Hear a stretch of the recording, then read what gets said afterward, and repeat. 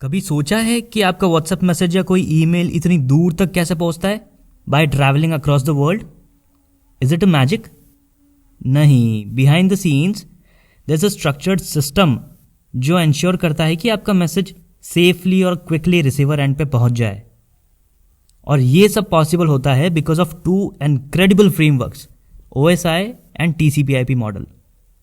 But question ये है कि दो मॉडल्स क्यों हैं और दोनों में क्या डिफरेंस है?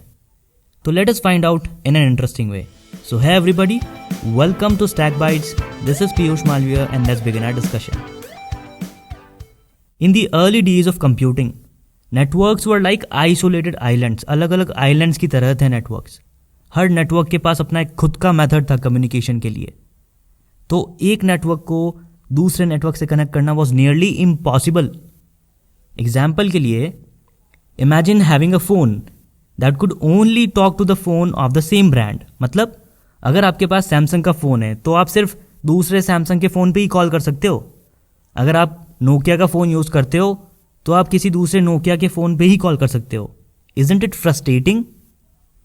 तो ऐसा ही कुछ नेटवर्क्स के साथ भी था।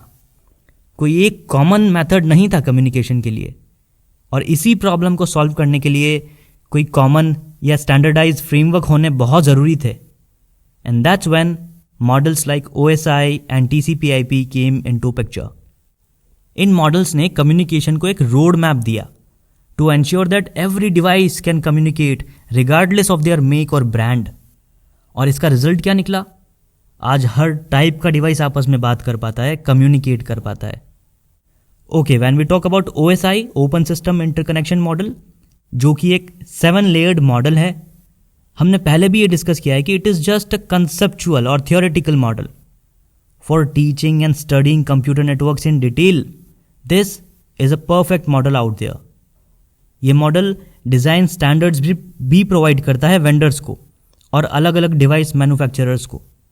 मतलब कि जो कंपनीज डिवाइसेस बनाती है, इक्विपमेंट्स बनाती है, फ़ोन्स हो गए, लैपटॉप, कंप्यूटर्स, टैबलेट्स हो गए, एट्सेट्रा, तो ये मॉडल उनको बताता है कि उन डिवाइसेस का कम्युनिकेशन सिस्टम कैसे डिज़ाइन करना है सो दैट वो अदर डिवाइसेस से भी कम्युनिकेट कर पाए। और इसको बनाया था ISO ने, इंटरनेशनल ऑर्गेनाइजेशन फॉर स्टैंडर्डाइजेशन ने।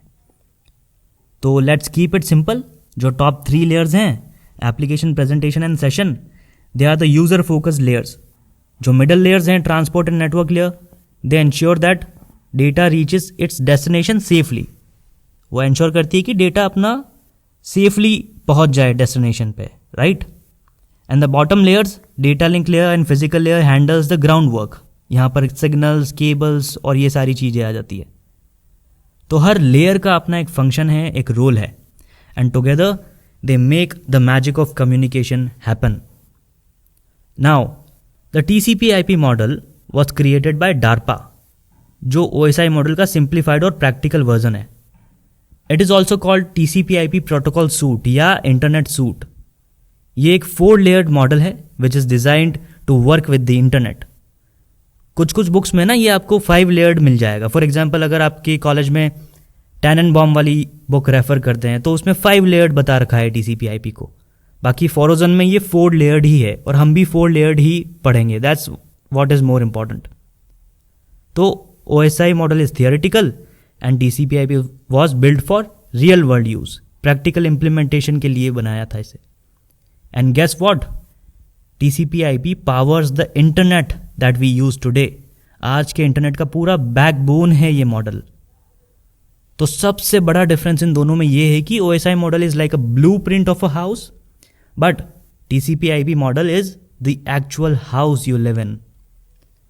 OSI मॉडल में डिस्टिंक्ट लेयर्स हैं, अलग अलग लेयर्स हैं, जैसे application, presentation, session. But TCP/IP बोलता है कि चलो let's combine these and keep it simple. तो इसने एक ही एप्लीकेशन लेयर में OSI की तीनों लेयर्स को कंबाइन कर दिया।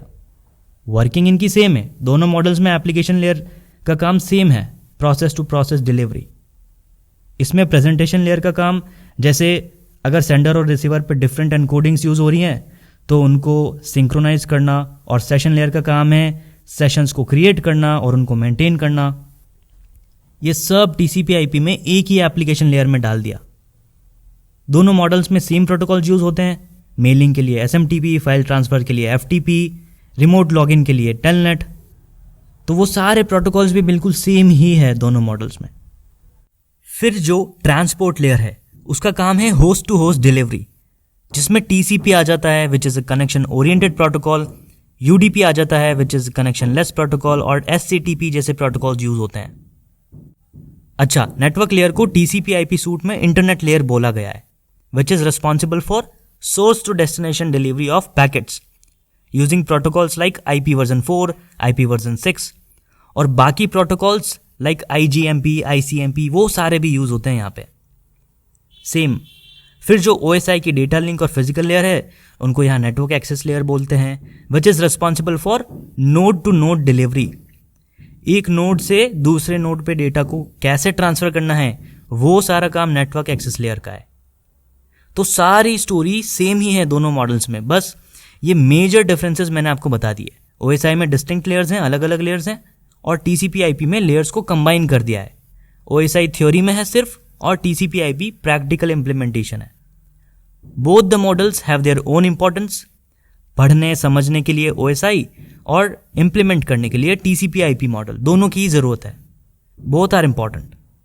सो here's a quick comparison chart, you can take a screenshot to revise it later, and yeah there you have it. तो नेक्स्ट टाइम जब भी आप कोई मैसेज भेजो या यूट्यूब पे स्टैक बाइट्स की वीडियोस देख लो, तो याद रखो कि ये सब इन्हीं फ्रेमवर्क्स की वजह से पॉसिबल है। और congratulations, because now you know कि OSI और TCP/IP के बीच क्या डिफरेंस है और क्यों ये इंपॉर्टेंट है।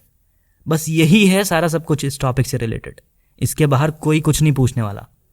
तो अब आपको ये सब पता चल ही गया है, तो मुझे भी एक चीज़ बता दो, which model do you think is more important for your career? Let me know in the comments below.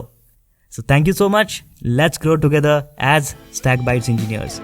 See you in the next one.